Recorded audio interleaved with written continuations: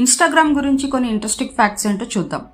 ఇవాళ మనం వాడుతున్న సోషల్ మీడియా యాప్ ఇన్స్టాగ్రామ్ గురించి మీకు తెలియని 10 ఇంట్రెస్టింగ్ ఫ్యాక్ట్స్ ఏంటో తెలుసుకుందాం.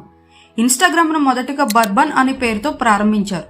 తర్వాత ఫీచర్స్ని తగ్గించి ఫోటో షేర్ చేసే యాప్గా మార్చి పేరు ఇన్స్టాగ్రామ్గా పెట్టారు. 2012లో ఫేస్బుక్ సంస్థ ఇన్స్టాగ్రామ్ను $1 బిలియన్ కొనుగోలు చేసింది. అప్పటి వరకు ఇది ఒక స్టార్టప్ మాత్రమే. ఇన్స్టాగ్రామ్లో మొట్టమొదటి ఫోటో కెవిన్ సిస్టమ్ అనే కో ఫౌండర్ తన పెంపుడు కుక్క ఫోటోను పోస్ట్ చేశాడు.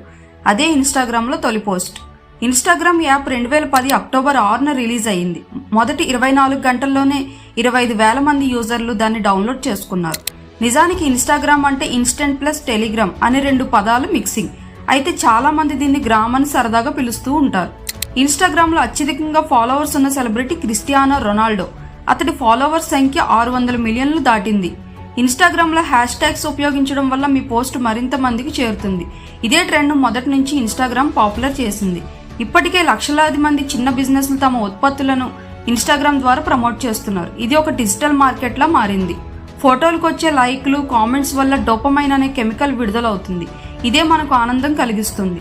ఇన్స్టాగ్రామ్లో రీల్స్ ఫీచర్ టిక్ టాక్ నిషేధం తర్వాత 2020లో వచ్చి వైరల్ అయ్యింది. ఇప్పుడు చాలా మంది ఇన్ఫ్లుయెన్స్కి ఇది ఒక ఆదాయ మార్గం. ఇవే ఇన్స్టాగ్రామ్ గురించి మీకు తెలియని కొన్ని ఇంట్రెస్టింగ్ విషయాలు. ఈ వీడియో మీకు నచ్చిందా? లైక్ చేసి షేర్ చేయండి. ఛానల్ని సబ్స్క్రైబ్ చేసుకోవడం మాత్రం మర్చిపోకండి.